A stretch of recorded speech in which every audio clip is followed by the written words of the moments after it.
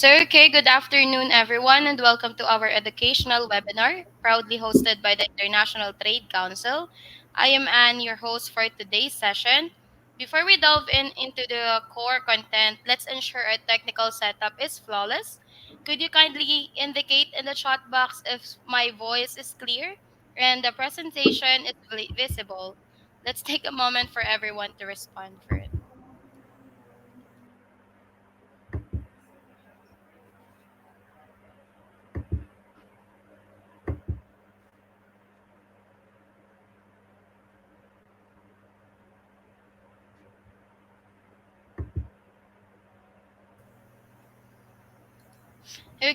Thank you for confirming that setup. So today's session promises to be enlightening and engaging, focusing on proven market entry strategies for accessing small island developing states.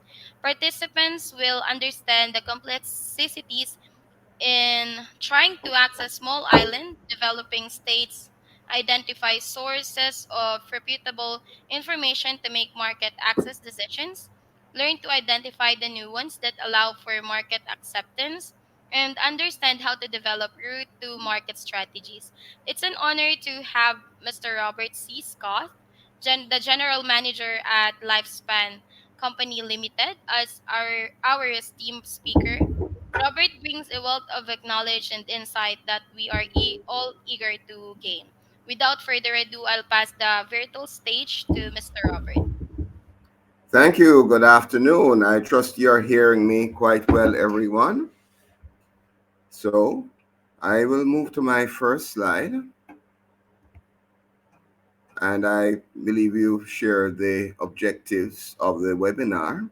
So, I will skip this and go to basically the order presentation, which I would speak to the challenges in accessing small island developing states, the market entry strategies, and I'll be sharing essentially 7 strategies that one can take to ensure a successful entry into the market.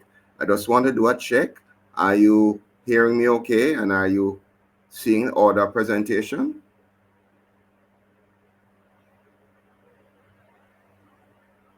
Yes? Can I get a response?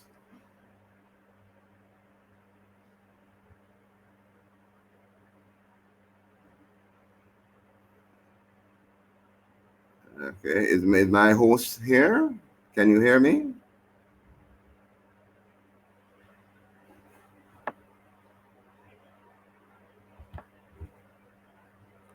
Yes. I wanted to get clarity whether I'm being heard.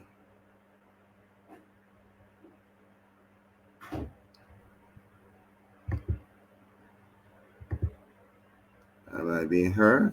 Um, Lady Ann, are you hearing me okay? And you're seeing the slide? Yes, Robert, we can hear you clearly and we Okay. can see your slide here. I just want to make sure that if my slide is not advancing, then you can verbally alert me because I'm not able to see the slide. All right, Sure, so no worries. let me get back on track.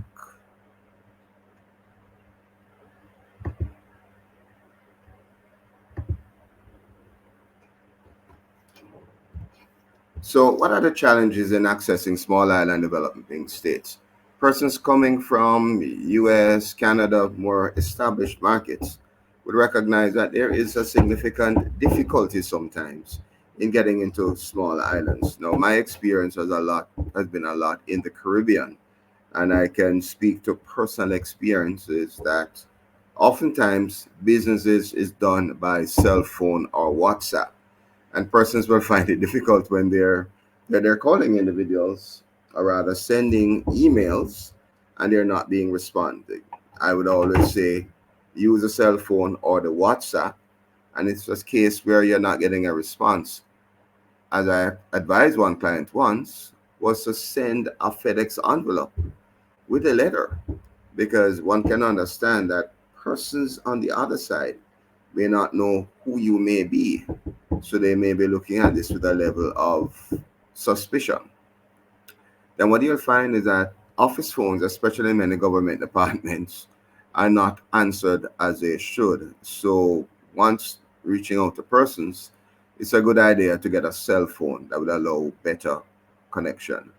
And one thing that's quite common in our various countries is that most persons don't RSVP. So you're inviting them to a reception, inviting them to a meeting.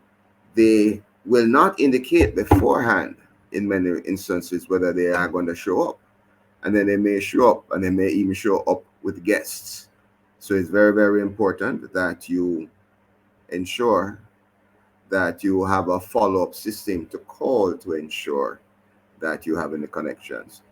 Then, from the economic point of view, many of the small island states, their economies are volatile. There are foreign exchange challenges. Sometimes you can't get the money out of the country. And there is generally a higher cost of capital than what you'd find in more established markets. What has been really annoying is that many persons don't acknowledge receiving important documents. So a consultant may spend weeks working on a project, sending in the documentation, and not even thank you, I've received a document. That doesn't mean that they're not interested, but what it means is that they just their level of follow up and communication may in fact be different. And there's a thing called Jamaica time, Caribbean time. Response time is often a major factor, partially culturally. But what you find in that many organizations in small island developing states, they are very flat organizations. So persons would be wearing several hats, and that would impact their response time. And then when you try to do research going to company websites or the type of websites, a lot of the information may not be available. They may not have the complete availability of information that you need. And also, because we're generally poor with collecting data, you'll find sector specific information not regularly available. Many of our government departments will, in fact, have the macroeconomic data really down pat. You can get very good information on the macroeconomic, but certain specific sectors, you won't find that information. And this has a lot to do with the sector itself because in many of our islands, there's a culture of secrecy, not sharing information. So for the various bodies, the business support organizations, the trade associations, they don't get the complete picture from their members. And this is often a challenge. Then what is usually the case when I look at examples of countries like Jamaica, like Cuba, and many of the others, relationships are paramount. It's not only about the product, it's not only about the price, it's not only about the service, but it's about that relationship. So a lot of time has to be invested in building the relationships. And sometimes with Cuba, it requires 2 to 3 years before you really advance fully. Of course, things are picking up a little bit more, but the point here is that relationships are critical.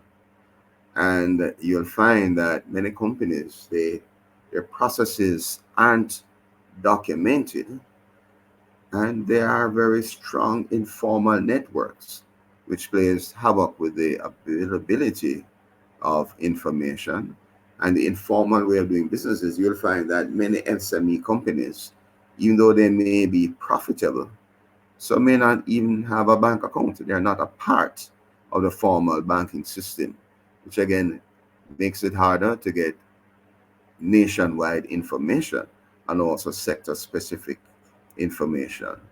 And in many of our countries, there's no structured ways to do due diligence.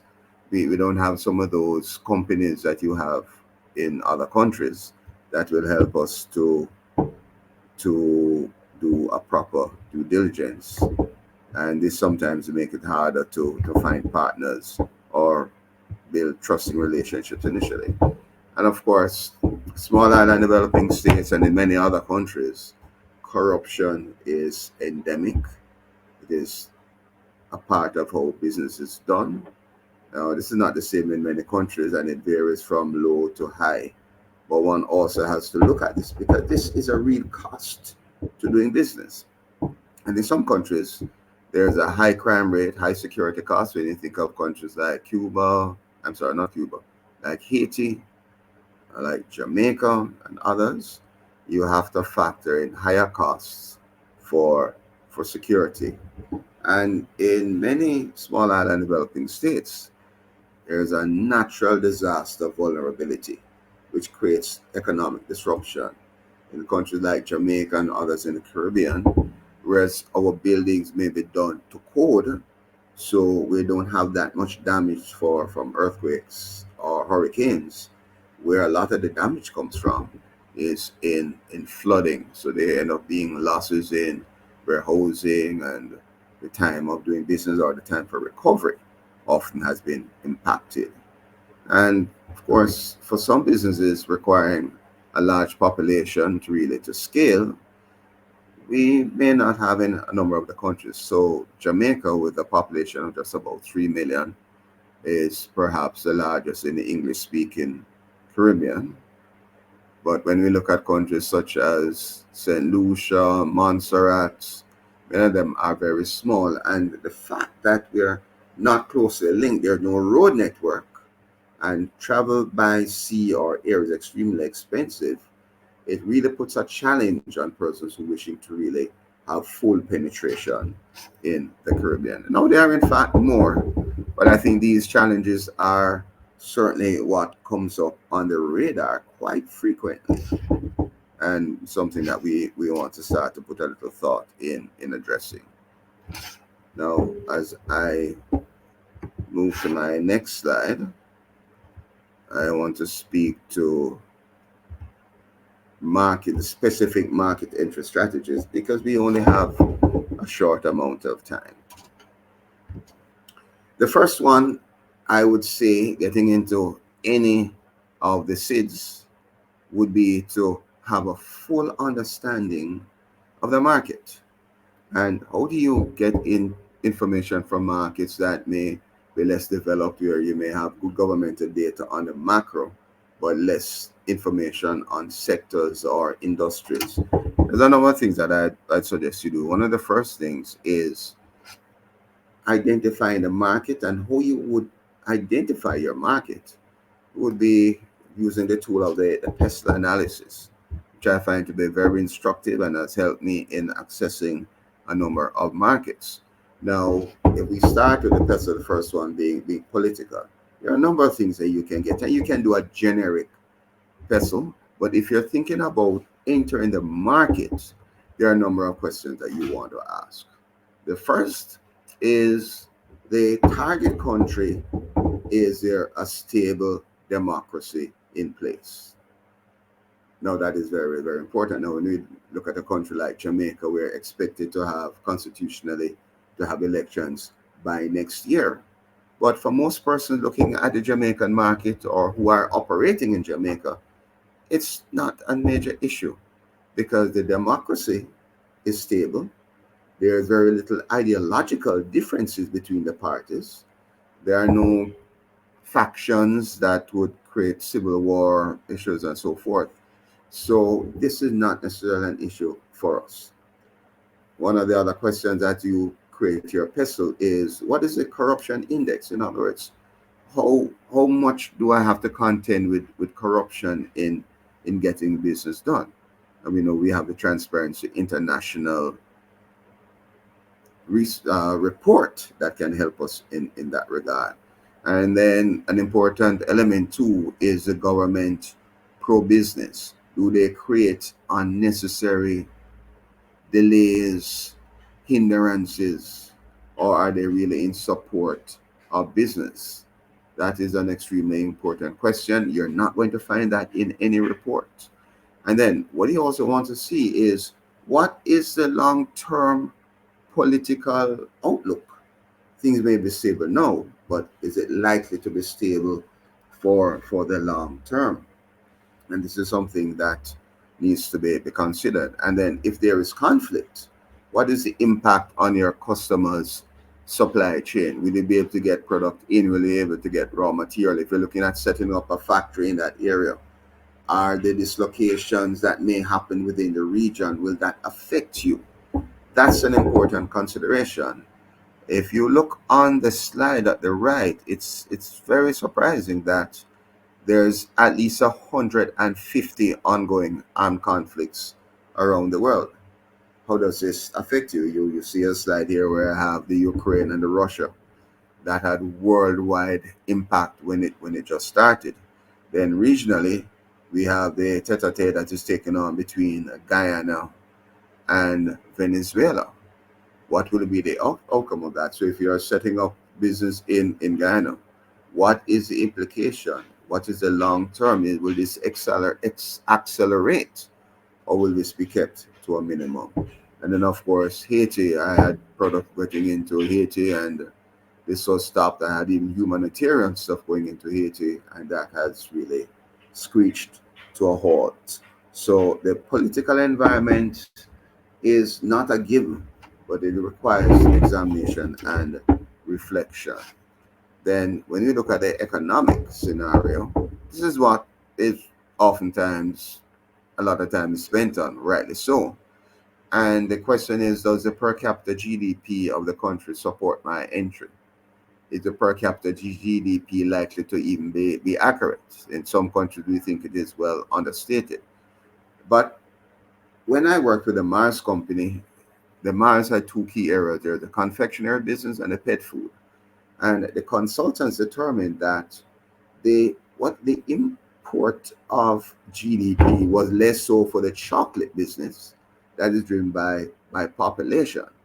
But for the pet food business, the trigger was basically 5,000 US dollars per capita income, because if you're under 5,000, then you're not really going to be buying packaged dog food. You're going to be using what the economy typically uses. So this is a question to you generally, that as you look to go into the markets, what really is the determinant? Is it the population? Is it the earning of the country? What are the factors that will really tie you into success? Then, of course, exchange rate restrictions. This has been an issue for Jamaica back in the past. Barbados had their issues.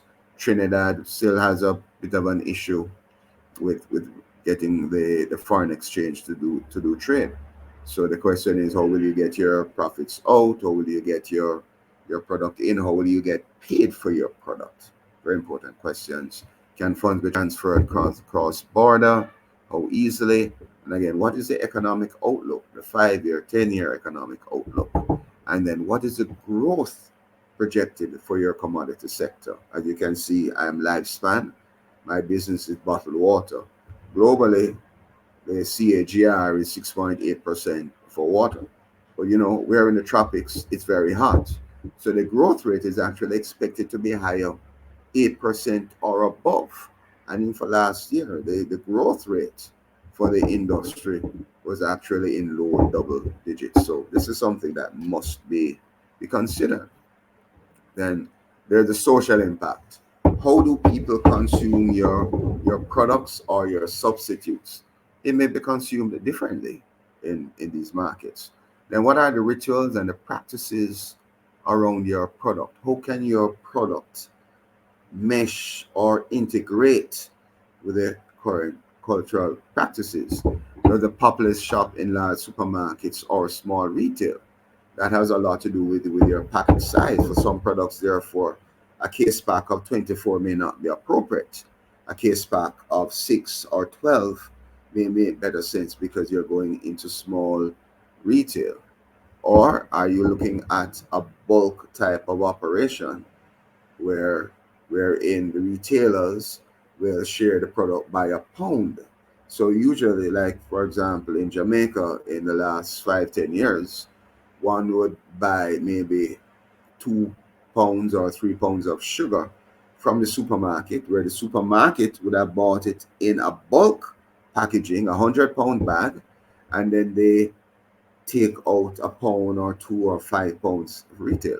All that has changed. Everything is now in sealed plastic bags, which is certainly far safer and healthier. But again, it has to do with the mix in the country. Then the demographics, living conditions, the gender mix, the age distribution. All of this must be looked at when you're looking at accessing the market. And then the question is, does religious practices inform consumption? And I'll give you an example. When I worked for the Trade Promotion Agency, I was the vice president there in Jamaica. Many of our Jamaican chicken producers wanted to get into Trinidad. That was not possible. And they didn't understand why. And they came to me, Robert, help me to get my product in. Well, what I did, I went into the market, and within 2.5 hours in my mission, I realized the issue that the chicken that's consumed in Trinidad is dominated by one of the religious groups that uses halal production. So all of the chicken that comes in the main distribution is halal. So I was able to go back and tell my persons to say, listen, you're wasting your time unless you're prepared to change your production of chicken from what you do now to halal. It's not going to make any sense. And we're very happy for that information. So for me, it was that was the proof that it's very critical to get into the market, ask the right questions, and observe persons' patterns and behavior. Then the environment, how important is the environment? How are the laws being monitored? Is there a high concern for the environment? Does your product is in line with the laws and the upcoming laws? You know, there are some big things on a global level through the United Nations and plastics that is on the horizon. So all of these concerns would have to be looked at as you plan for the future. The technological, are they backward? Are they behind? Are they up to date? This will have an impact on the efficiency of your supply chain. Will you satisfy your customers? So this must also be considered. And the legal, are the laws in support of trade? Do we have like the Dominican Republic Law 173, which it in de facto when you sign a distributor, it's almost as if you sign them for life. You have to understand this. Then what are the non-tariff barriers that are affecting trade? What is the tax regime? And that is a very important consideration, which tells you how you go to market. Do you go through distribution, or is it better to set up a joint venture? Critical questions to ask. And for example, in Jamaica, if you're doing projects, then if your project is over 182 days, it could be considered a permanent establishment, and therefore you're expected to pay taxes. All of these things must be considered given the type of business that you're in, given the sector that you're targeting, and also the overarching laws of the country.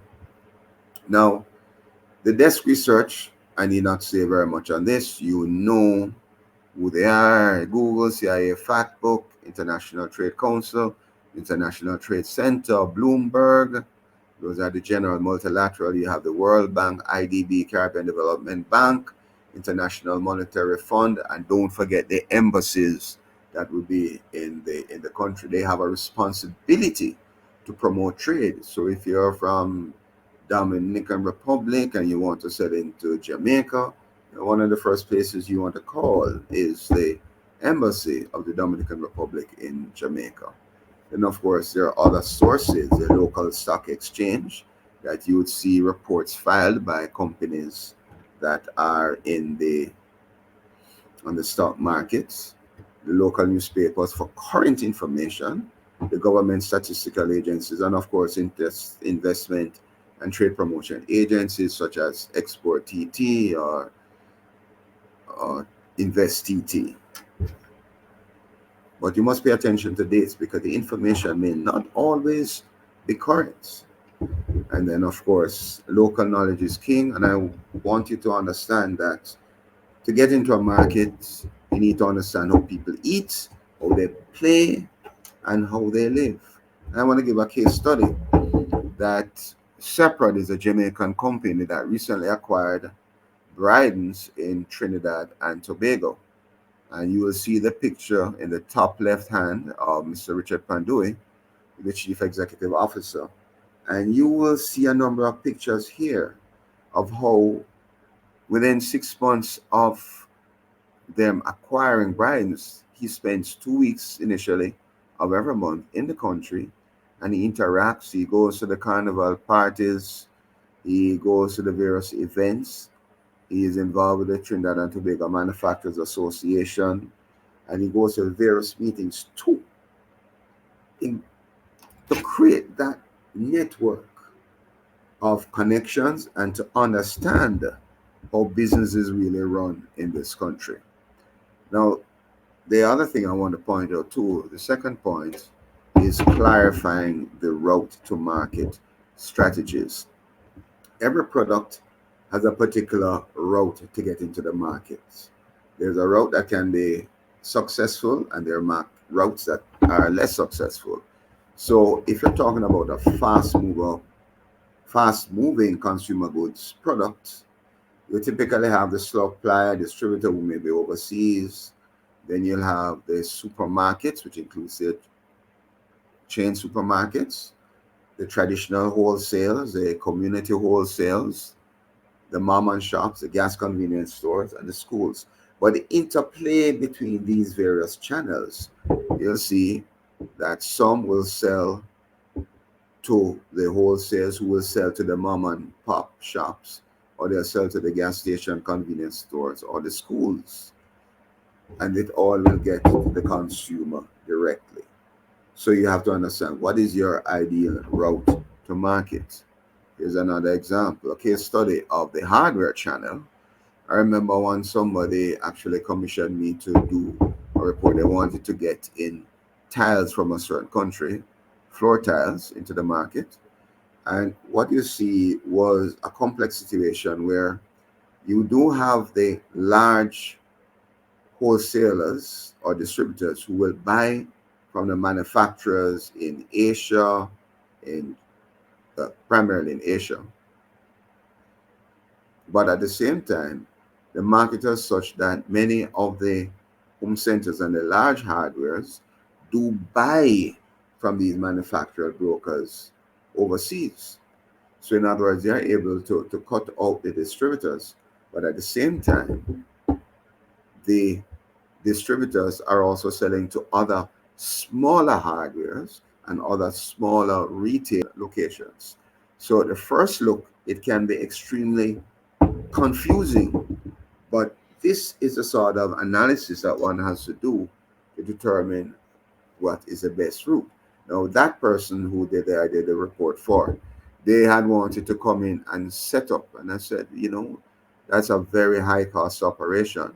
What you need to do is to find the distributors and the large hardwares who import directly and sell to them directly from overseas, consolidating containers.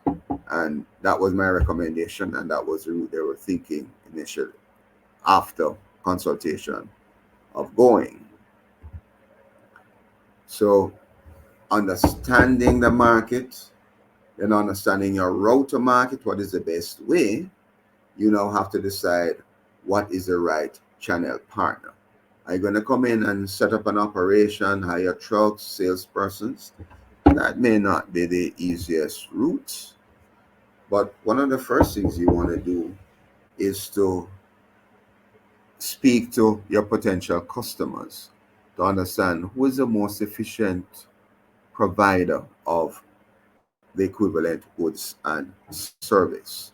So you'd assess your potential partners, which that inquiry may give. They may say, well, X distributor or Y distributor. Then you want to assess them on what is their market reach and coverage. Unfortunately, in many countries, the distributors only go on the main roads, but there's a lot of the smaller channels that are not properly supported. So you want to understand the reach and the coverage. If there's 50,000 points of distribution in the country, that's the universe, then are they getting into even half of that or a quarter of that? You also need to understand their financial viability. Can they afford to bring your products in? Can they afford to pay you? Initially, I wouldn't recommend credit either in many of our countries. You don't want them to establish a track record before credit is given. So, do they have the finances to be able to buy 3 months inventory at one point in time and pay the duties and so on? Then do they have the logistics capabilities? Are they delivering on time? Are they able to maintain inventory? Do they have complementary products? Clearly, you don't want competitive products, but if you're selling bread and butter, then cheese could be a similar complementary product, for example. Then you also want to ensure good warehousing practices if it's food-based products. You don't want to deal with infestation that could be a serious problem from a brand point of view and even your ability to access the market. Then do they have a good credit history with trade references and other suppliers? Are they willing to share information with you and meet the reporting requirements? Or they just want to buy your product and sell it where they feel like and do as they please? No, I would not recommend that. Then, very, very important, you want to select a partner where your sales would be somewhere you have the potential to be 20 to 30% of the sales. If you're not going to exceed more than 2% of their business, I assure you, you will not get a lot of attention. And I will, of course, suggest that when you start to do business, you have an appropriate contract in place and you seek an attorney that is on the ground, that understands the local laws.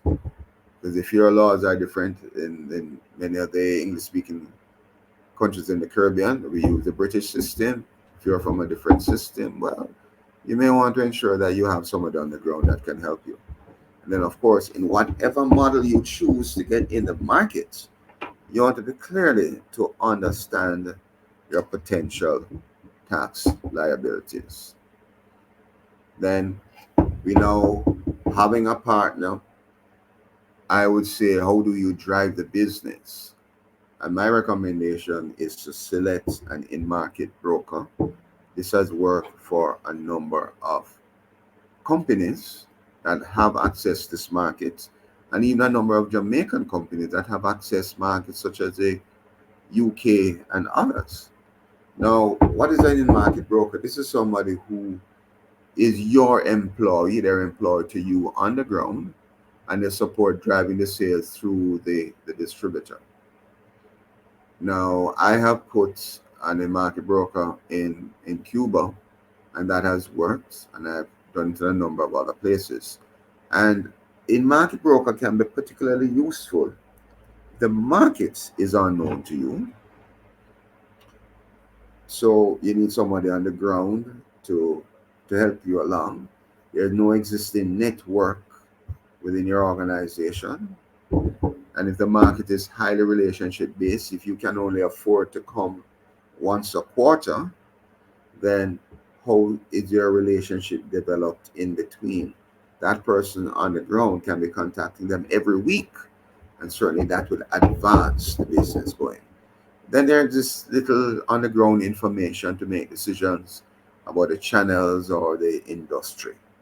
If it is a complex or complicated market, or if the players are unknown or difficult to reach, and if the goods are capital goods, services, customized, and if there's no need for inventory, then in market broker will be helpful, and particularly if there are language barriers.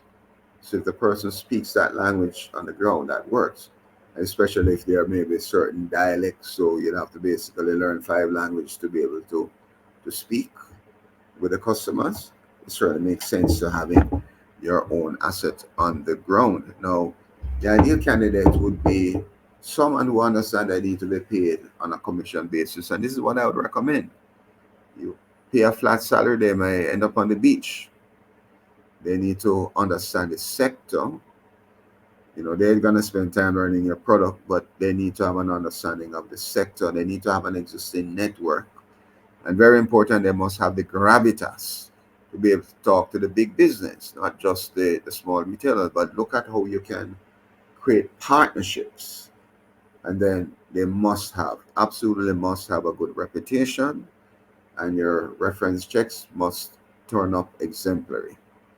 And they not only must be able to sell, but they need to be able to generate market reports. and of course be able to introduce you to the relevant players. Now, let me look at another case study. This was what I copied in getting my in-market person in Cuba. I looked at the Trinidadian cosmetics company with a high penetration in Cuba. Now, the challenges with Cuba, it typically takes years for breakthrough. For many suppliers in the West, there's a language barrier. And the way of doing business in that country, they require minimum 360 days credit. But Trinidad's approach is that they invested for the long term. They visited the FIHAV fair for 10 years. That's a major fair, international fair in Cuba. They visited for 10 years, and they're now in all of the malls in Cuba. They were they had a feet on the street, which was a gentleman who knew everyone, and he played an emphasis on consumer interaction. And that was the investment that Trinidad made for a number of years. As a result of that, they have this cosmetic brand that is everywhere. And in 2022, Trinidad exports was 28.3 million US dollars. Right? We started, but we discounted it after a while. And Jamaica sales in 2022 was 4.9 million. So one of the most challenging markets, I believe, would have been Cuba. And this for me was really, really an example of what worked. And you can see from the Cuban saying, cheese, wine, and a friend must be old to be good. In other words, you got to have a long term relationship. Then, number five, investing in the market. You have to invest in the market. Too often, persons just try to get product in and think it will move by magic. One has to invest. The competition is very high. The customers are shopping around. Everybody's having a crunch with their disposable income. We both companies and individuals. And demand is becoming elastic in all categories. So one has to invest to really speak to the value proposition of your products. And don't just rely on advertising that you think may come in through cable. There are a number of companies who unfortunately think that, and it has not worked to their advantage. And of course, our consumers crave experience, and the best experience in the markets, given their cultural proclivity, of course, is what will win loyal customers. Now, I want to speak to two other strategies quickly, which is franchising. Now, I don't have to speak very much on this. Franchising actually started in the US, in Philadelphia, by Benjamin Franklin in 1731. And as we can see from this slide, has mushroomed.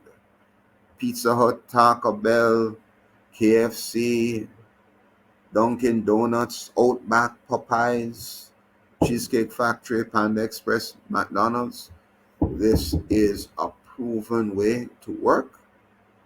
And even though we may question the health benefits, the reality is that it does do give business benefits and does have some amount of transfer of information in the country where persons are get better trained in business and business processes.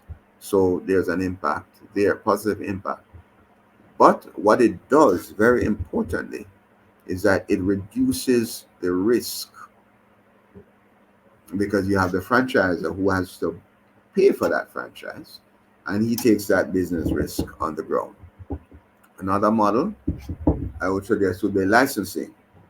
I remember for the 2016 Olympics, there was a feeling that, okay, we should get Jamaican products in like t shirts and so on into Brazil. When I looked at what the taxes were, it was humongous. So, what I told my board at the time is that the approach we should take is licensing. And I worked with their government agency there, but we didn't have any takers. But the plan was for the local persons here to find someone who would manufacture their product in the market on a license. So then they would get paid royalties on the sale, as opposed to have to look at the logistics and getting a containers over, paying the many taxes, finding persons on the ground who would sell and put in a distribution, think about warehousing. Whereas you find somebody who has that local knowledge, and they've been doing it well, and they're also a producer, so they could also produce your product to the level and quality that you wish.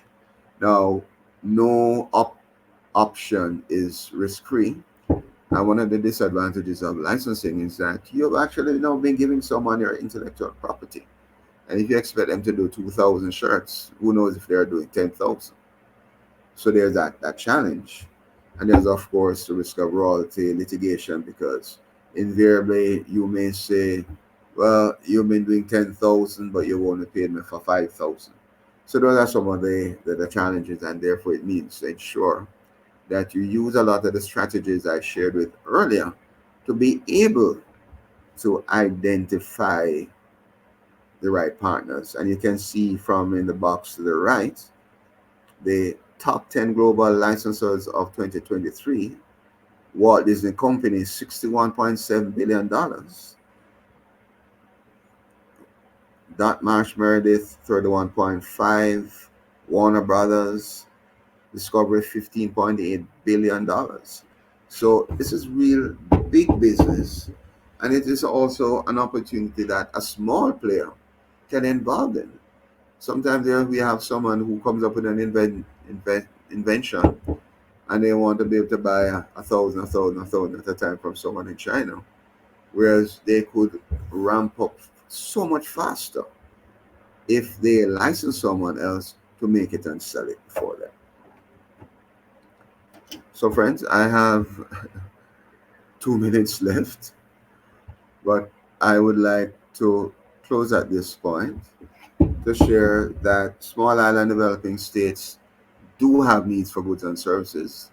The geography and a number of other factors mean that they're dependent on products from overseas. There's very little that they can make. And the needs are also for automation and productivity enhancing solutions. The pathway to satisfying these needs are often challenging, and sometimes it takes years to come to fruition. But the techniques that I'm sharing with you today, hopefully that they can be properly applied and may reduce the timelines to close the deals, and really allow for an accelerated market penetration that will be of benefit to the country and also to you, the owners. Thank you so much for this opportunity. Okay, thank you so much. Thank you so much for that, Robert, for your compelling presentation. Now let's delve into your questions. Please continue to type them into the Q&A tab or on the chat box. I'll select a few for Robert to address it live. Let's make this interactive and insightful for everyone. Okay.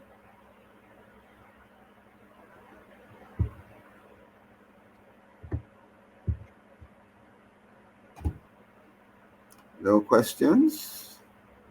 As of the moment, there is no question. So let while we are waiting for their question, have a quick announcement or short announcement here. So before we conclude, I'd like to share a few important announcements for everyone. I would like to inform you that today's session has been recorded and will be accessible on the ITC YouTube channel, serving as a valuable resources. So for those not yet or wanted to check the previews or the replay of this, we will upload it this session to the ITC YouTube channel. And for the attendees not yet a member of the ITC, all of the non-members are eligible for a free membership. Don't miss out on this opportunity to join to our community. And lastly, participants will receive a certificate of participation. Please watch your email for further instructions. So let me go ahead if there's questions from our attendees. So I have a questions here from from Dr. Anna Carter. Let me show this one on the stage. So are there manufacturing concerns to employ women in the region? That's an excellent question. And no, there's absolutely no concerns in my own plant. I have almost I have 49 51%, 51% male, 49% females. And we find that the females tend to be more meticulous. They also have a higher concern for safety and quality. And they too are strong.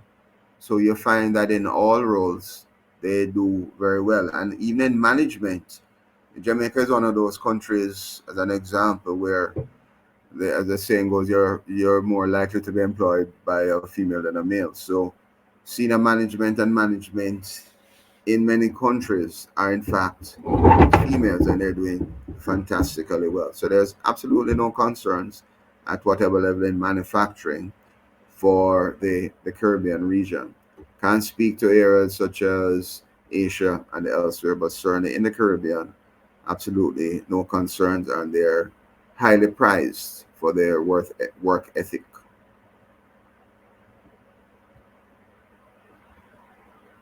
Okay, thank you so much. So is there anyone who wanted to ask a question? We still wanted to entertain another question. So okay, this is from Dr. Anna Carter. I am ready to educate and employ these regions, women's population for international global trade. Excellent, excellent. The international trade, many of our companies, the SMEs, are just getting onto the exporting bandwagon. And we recognize that when women are involved in business, the money is used better in the home and better in the business. The research has shown that. And there are many initiatives out there to assist women to go in there. For example, there's the ITC's She Trades, and the women are extremely interested, and they are assertive, and they do see entrepreneurship as an opportunity for themselves. So certainly do reach out. There are so many agencies, business support organizations that would welcome your support and your assistance. Thank you so much for that. So let us wait if there's anyone, or do you want to share some final thoughts with us, or any thoughts with us, since we still have um 12 minutes, I guess, before this webinar end. But do you have any thoughts that you would like to share with us? The role of international trade, I think, it's really critical. And in our respective countries, we should do as much as we can to have our SMEs looking towards international trade. There are very various modalities, including online e-commerce, which may seem to be small, but the volumes do tend to add up. And we should really try and position them towards international trade, because if we have an economy that just selling to itself, there's no real growth there. You know, Peter selling to Paul, we selling to John. We have to be selling overseas, and therefore we want to give the sort of support and the guidance to help persons to export. I was just speaking with a company that does chocolate. I was speaking to them this morning, and they export to the UK. They export to many places, but they're doing a pallet or two or three. We also have to, in addition to getting them now a foothold in the market, we need to have them to do number five, which is investing in the market to ensure that they can compete with other products in their target market. So the world is not becoming smaller. People are actually craving experiences from other countries. So the time is right to do this. The issue, of course, is the logistics challenges and there's the cost, but there are ways around this. And therefore, sessions like this where we have various presentations and people coming together, we can have dialogue, which we can look at how we can overcome those problems together. Okay, thank you. So I also, or I have still a question from, or thoughts from Dr. Anna Carter. We are merging AI and drone technologies to ship from island to island navigated by women in this region. Dr. Carter, I look forward to going to one of your presentations because this is so interesting. Drone technologies, it's just fantastic what has happened in the world in the last 2 3 years between AI and drone technologies, and we want to be early adopted because, as I had mentioned earlier, one of the big challenges we face is that we're not landlocked like Europe. We are small islands covering thousands of miles, and it is very expensive to get, for me physically, to get to, say, the Bahamas or Martinique. It's even more expensive to get our products there. So we need to take advantage of these initiatives and work with our respective governments to provide the enabling environment that drone operators, they can bring in their drones duty free, and that there's wide opportunity for training in AI to complement that, to make it really work. We do have persons using drones right now to use fertilizer on fields. 5 years ago, they would just talk about it. Now it's happening in several places, and people are doing it commercially. So the sky is the limit, no pun intended.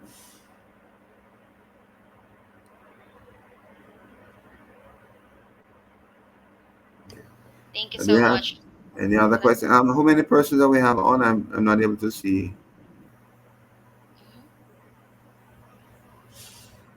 mhm. So let me check if there's any question from the other.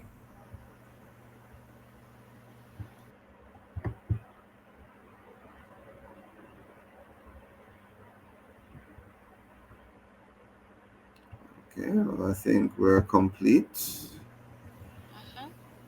I hope I didn't go too fast. Okay, so here there is a question from Ian.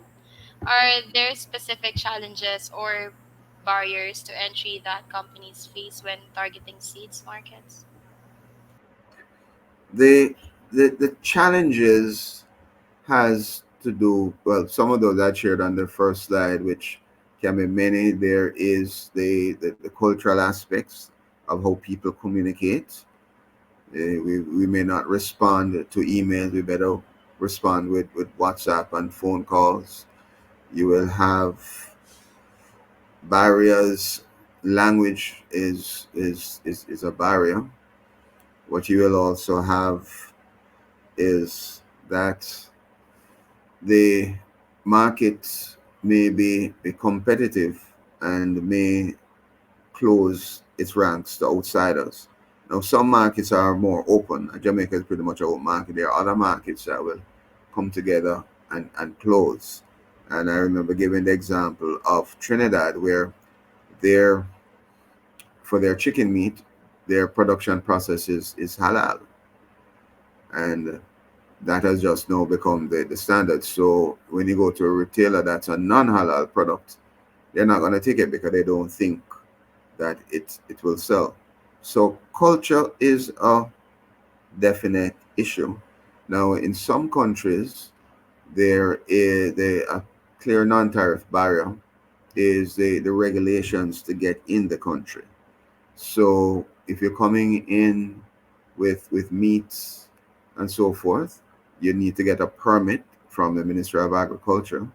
If you're coming in with drugs and pesticides and so forth, you will need to get a permit from the Ministry of Health.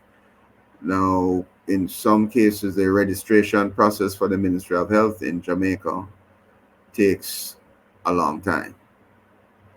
And I know Trinidad, Barbados, and Jamaica, we have a similar process where the same things really needs permits or so on to come in.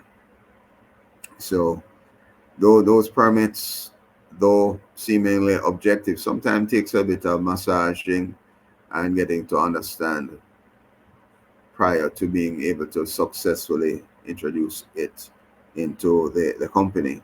And one of the solutions is having a good partner on the ground, whether it is an in-market broker, as I recommended, and or your distributor that will help to navigate these problems for you on the ground. Because you can imagine if there's a language issue and so forth, then it's going to be harder for you to understand the wherefores and the legalese, which may be a challenge.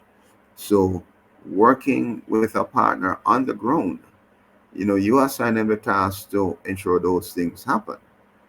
And the costs are high if you get it wrong, because I know once a company shipped product into Cuba. The first shipment went in of animal food went in okay. The second shipment was turned back because it had bovine, it had bovine, basically milk, which was, they didn't see the first time, but they sent it back the second time. So half of the time, the challenge is knowing what are the questions to ask so that you overcome the challenges. I've had 3 containers sent back from Barbados simply because the product was sourced. Some of the inputs came from Asia, and the FDA said, "Well, we can't sign a health certificate for products with inputs from Asia." And we didn't find that until the container arrived at the wharf. So we were fined $10,000 and it was sent right back. So these are some of the challenges. The regulatory ones can be showstoppers, and you certainly don't want to be flagged by the authorities for someone who may breach or continually be breaching their rules.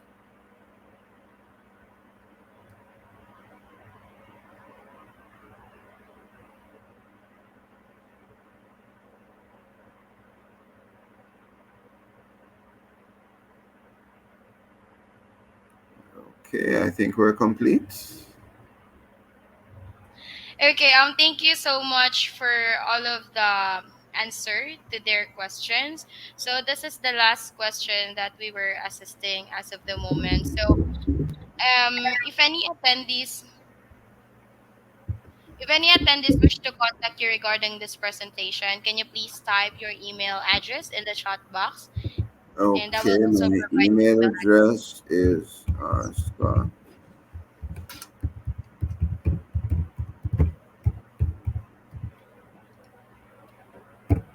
Mm-hmm. And Okay. my number is 6.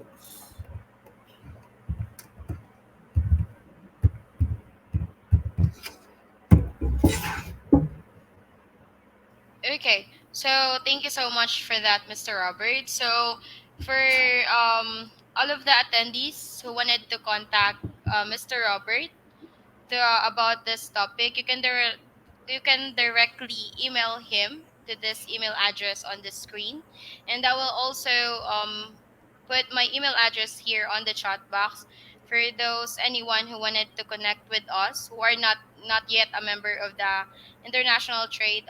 Please feel free to send me an email. And okay, so let me go ahead. So let's go to the closing. Big thank you to you, Mr. Robert, for your expert insights today, and to all of the participants. Thank you for your active participation and thoughtful questions. So your engagement enriches our webinars. Now, I encourage each of you to reflect on how the proven market entry strategies discussed today can be integrated into your organization growth plans. Whether you're a seasoned entrepreneur or exploring new markets, adapting these insights can pave the way for success in accessing small island developed states. Look out for your follow up information in your email, including how to claim your certificate, Wishing you all wonderful afternoon and looking forward to welcoming you to future webinar. Goodbye for now, everyone.